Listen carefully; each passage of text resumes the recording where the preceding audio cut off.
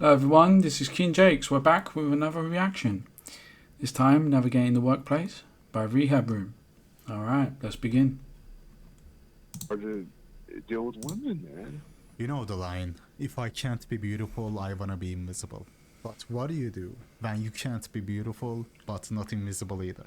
I am someone against NEET shaming. Of course, that doesn't mean I encourage you to not do anything with your Hey, I'm a NEET, let's go. life. But I understand both sides of the argument, really. I encourage people to try to live up to their potential, especially the younger ones among you. But I also understand why you would wanna bitch out and rot max. I envy needs or men that act B word.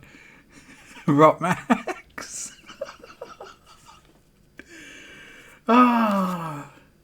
Hey man, I'm rotting good. Got me a Red Bull. Got me some cheap cigarettes. Let's go, dude. Let's go. actually do their hobby as a job. A job that they would keep doing, even if they didn't get paid. People always say, oh dude, just turn your hobby into your job. Yeah, sure. Try showing your gaming stats to the cashier in the grocery store. Guys, not having to work is a privilege. A privilege I didn't have, by the way. Yeah, I agree with that. It is a privilege. And one I fully accept and take. Oh, yes. Why should I go to work, right? Bust my ass.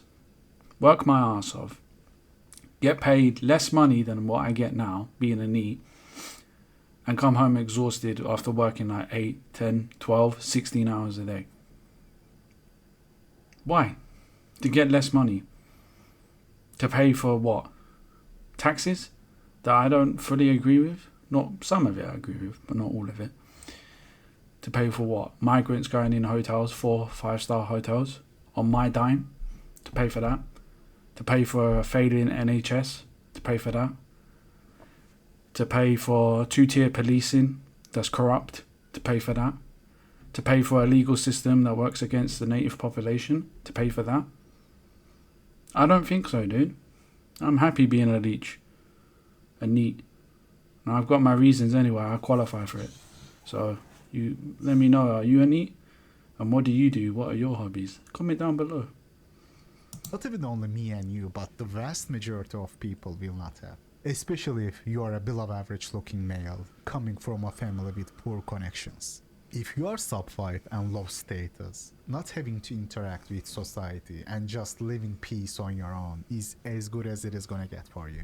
As a sub 5, if you can set up something like mitten squatted, that is probably your best option, bro. Like, Yeah. I agree with him. there is nothing out there for some people. Nothing to justify going through the ringer, the work ringer. And for what? Just to put food on the table and pay off the mortgage for the next 10, 20 years. Work and lose your hair, you know. For a lot of men, that is the life script. Keep providing for a female who's settling for you, who doesn't love you. Keep working and keep losing your hair in a dead bedroom marriage. Keep working in a repetitive, meaningless 9-to-5 job. A job they don't even enjoy but just tolerate. Numb themselves to it. And spend the next 30 years, 40 years that way. Working and balding. That is the life script for the vast majority of the working class. You are the lucky one if you are born into wealth. I call them good lifers in this community. Those type of people, you know, who have rich parents, who enable them to rot on Discord 24/7. Good lifers, man. For the rest of us, who have to go through this work-life ringer, this video is gonna be for you. I'm gonna share what I have learned now that I have graduated and got some experience under my belt. Office politics is really hell, even for normies, let alone sub-5s and socially uncalibrated dudes. So, here are my tips to make the ride smoother. Guys, you gotta understand that your colleagues are not your friends. This is especially true if you are a sub-5 male. Oh, we are like a family in this company. No, no we are not. Because no is not a final answer. We need to have the mentality that no means find another way. No means try again.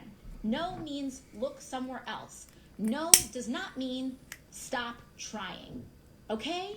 Never complain. Do not complain and do not overshare. Discretion is everything. None of the people you work with is your friend. Make no mistake about that. Everybody has their angles, okay?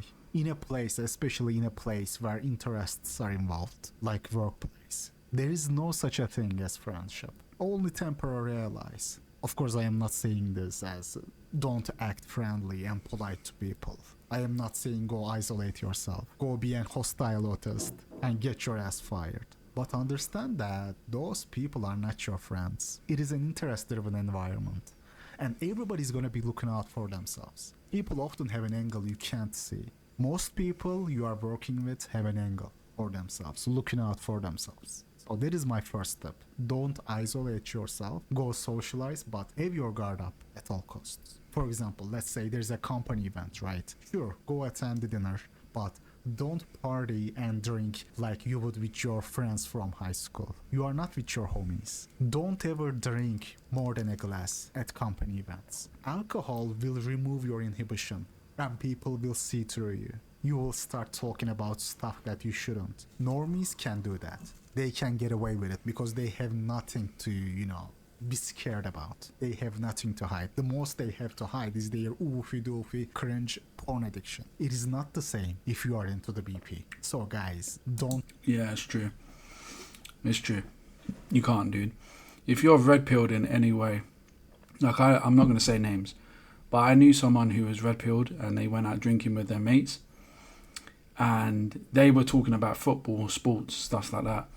But they were talking about, theories, we'll just call it that. I agree with a lot of it, of what he said, but obviously because YouTube is so sensitive, I'm not going to talk about it here. But basically, he didn't have a lot of common with them. If you're red-pilled or black-pilled, you got to watch what you say and do around normies. You have to watch it. Drink more than you are supposed to. You can't afford to get your inhibitions removed. Smack! Hat goes flying. I think that's the most brutal part about this video, guys. The hat just had to go flying. It just had to. Just to reveal the brutal, Norwood victim spot. Drink spilled, belly bloated, pants soaked, defeated. Don't share your plans and problems with people at work. People that don't care about you, bro. Don't care about your problems. And you will only repel people. If people feel like you are weak and vulnerable, they will attack you. And also related to this, don't gossip to your colleagues. Always remember, those who gossip to you will gossip about you. And everybody knows that. My second advice would be, you have to follow the BP OPSEC to the T. Remember that the administrators can see your activity on Teams and Slack. Slack private messages are not private. Space owner can monitor your private messages. In the past, I got a colleague who got caught bad-mouthing the boss in Slack private messages, thinking they are private, thinking they are not being monitored. Same with your work email. Do not use your work email to forward, to send stuff to yourself or someone else that you wouldn't like your bosses to see. This might seem obvious, but honestly, you would be surprised. You would be surprised how many people actually get caught doing this. You have to follow the BP OPSEC to the T. Then, additionally, don't connect to the company Wi-Fi on your phone without a VPN. Use your own data plan at work, especially if you are attending to your own private matters on it. Remember, nothing you do on company network is private. Following the BP OPSEC is so important. Yeah, I remember when I started my security job, the guard before me, he got fired because he was looking at certain nasty stuff on the internet, and they found out about it because he was connected to the company Wi-Fi. So yeah.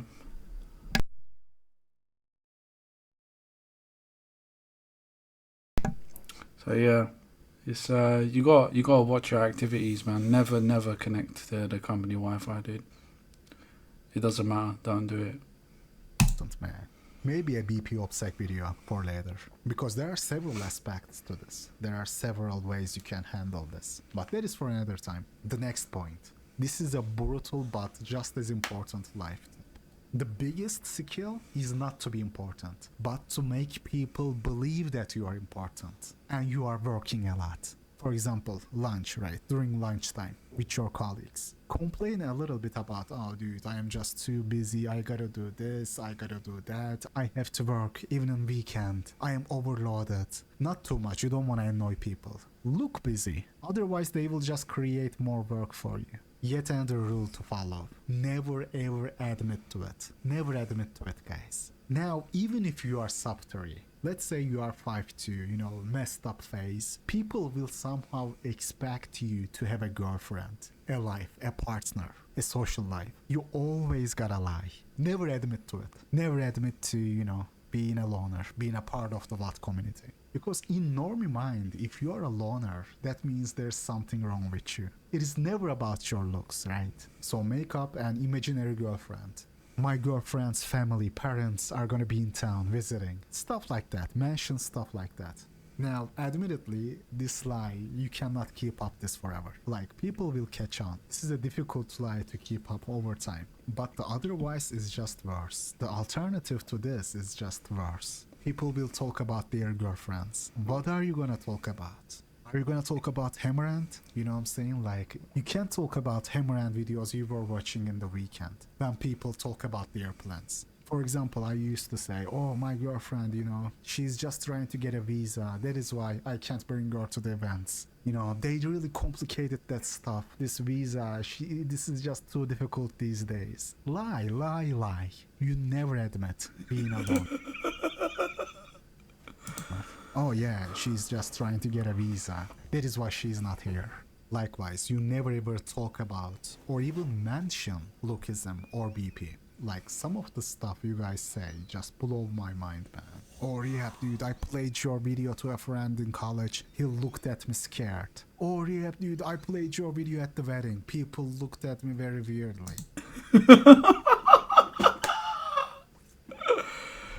Oh dear. At the wedding. There's no way that's real, right? There's no way. Bro, you will legitimately scare people off. At best, this is the best case scenario. They will think you are just shallow and let it slide. That is the good scenario if you don't get fired. The other option is you get reported. This brings me to the next point.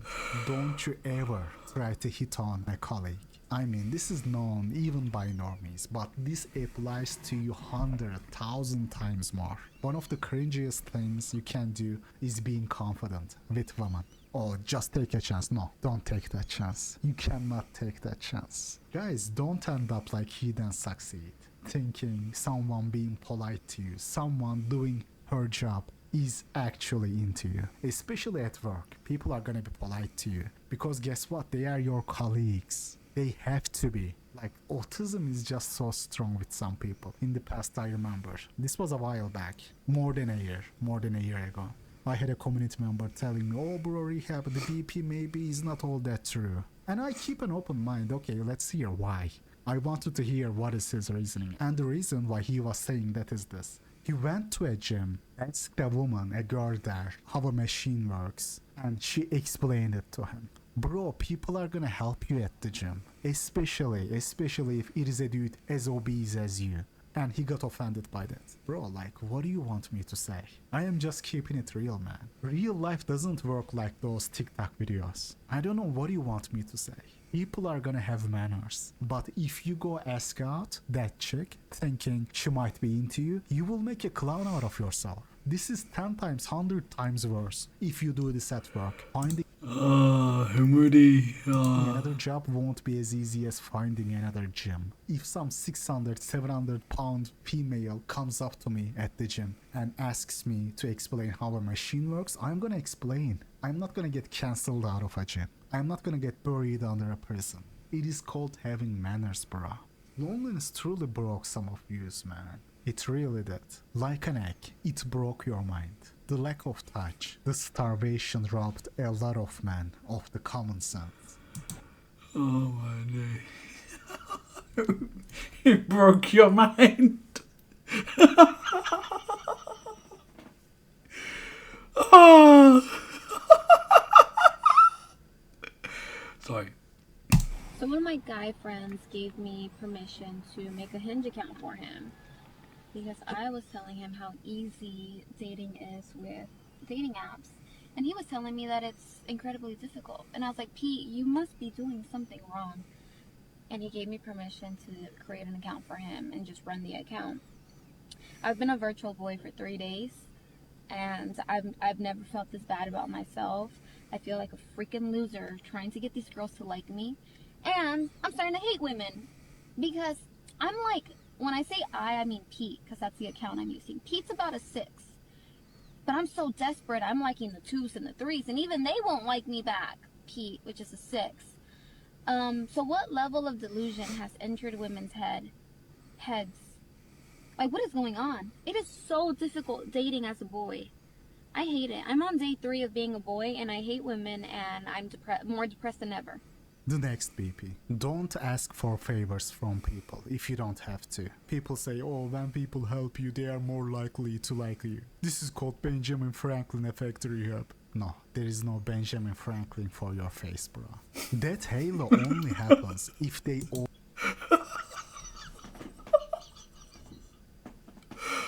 Oh, rehab. Stop torturing people. I told you about this, my guy. Go easy. Oh. already want to like you in the first place and are looking for a reason to like you. If you ain't got that reason, like your looks, then you shouldn't be asking for favors or help from people. Don't ask for help. They will just interpret that as you being incompetent. Remember, as a sub 5, people will be subconsciously looking for a reason to dislike you. Don't give it to them. If you want to survive office politics, you always gotta operate under the assumption that people have it out for you, because the chances are they do. Don't ask for help. You gotta look like you are competent. It is much more important than actually being competent. Chat goes asks for help. People are gonna think, oh, he's so down to earth. He's not afraid to ask questions. He's not afraid to ask for help. You go ask literally the same thing. People are gonna say, oh, he needs help. He must be incompetent. He must be weak. Guys, you always gotta look like you are competent. Which means if there's something you are not sure about, don't bring it up. Set it up in a way that you can shift the blame later. If a problem occurs later, then you can say, well, this was designed to be this way. If it wasn't, then it should have been stated so explicitly. Always shift the blame to something else or to someone else. Set things up in a way that if there's an issue later on, you are not the responsible party. Another advice. Yes, looking competent is more important than being competent. Sure. But you also gotta be competent enough. It is about being competent enough when you have to. If you are a poser who can't perform when you need to perform, you are gonna get fired. And guys, the final one. Plan ahead. Save for bad situations. Be flexible. Work life and office politics can be difficult even for normies. Takes its toll on you. And you know, even if you do your best, they can cut you loose. You gotta prepare for when that happens. Which is why you need to plan ahead. Keep your options open. Save up and invest for bad times. Cause let's be real, for people like us, it is gonna be rainy times more often than not. Remember man, it is you against the world. Nobody's gonna be on your side. But I will see you guys in the next one. Don't be a free agent in life. So you want to start a business? I love that saying in the end, dude. I love that catchphrase, dude. Don't be a free agent in life. Ah, it's true though. What are you gonna do, eh? What are you gonna do? Let's check the comments. When you raise company productivity by 200% round rates, Chad gets promoted for his vibrant personality. Pardon me. People are gonna talk about their girlfriends. What are you gonna do? Talk about Hammerhand? First rule of rehab room, you don't talk about rehab room. Well, I guess that's out of the window for me. Like ITV said, how looks dictate your life. Being liked by your co-workers is better than actually being good at your job. People have a demonic impulse to attack weakness. Yet for some reason, weak, whining women get a pass. Hypocrisy is our species' speciality. Damn, dude. You know it's over when 1 week without a rehab video feels like torture. Why your wage slaving Chad's dad just got him a job at the company, ain't that true? Being an ugly dude at work is brutal, especially if you're older than everyone you work with. It's not about being ignored by females. You're also excluded from male companionship. You have to sit there around and listen to after work hangout plans. Weekend get-togethers, inside jokes. You're just an extra body. This is a true story. I started a job and there was a guy 6 years younger than me. Absolute giga chad, tall, handsome, model, the manager. Female loved him. He got promoted and a 20k pay rise within 6 months. I felt so bad. We're like a family. I don't even like my real family. You're not helping your case. Oh, dude. While you navigate your workplace, your looks match is navigating chat. Hearing DBDR's voice halfway through the video felt so soothing. Oh, so that's who that was. I wondered who that was. I think it's so brutal how society has no problem holding men to standards of masculinity while not holding women to standards of femininity. True, dude. Where's the accountability? My darkest work experience was Valentine's Day 2022, when my manager asked me what everyone got for the day. As my turn came, I knew that I was coming, almost left for the toilet, but I knew it would be too obvious I was trapped. It's been almost 3 years and I still often think about the painful silence and smirks on their faces. Oh, unlucky, dude. The BP can be applied to anything: kindergarten, school, work, out on the street, in the nursing home, and in the grave. Damn, dude. Never began for free agents in life. All roads lead to Hamad. Ah. Yeah, but I was 30 seconds from roping. Impeccable timing, damn. Sometimes I don't understand how good they have it. Workplaces 1,000 times more B-pillar than college. Yeah. NEET is only an option if you're certain you will not go homeless. You have an apartment from your grandparents or something like that. If you live in one of those countries with low ownership rates, like the US, Canada, UK, you have no other choice but to work. Yeah, that's true. If you don't look happy, you will get fired. DBDR will be honoured he made it into your video. I'm Ben Franklin.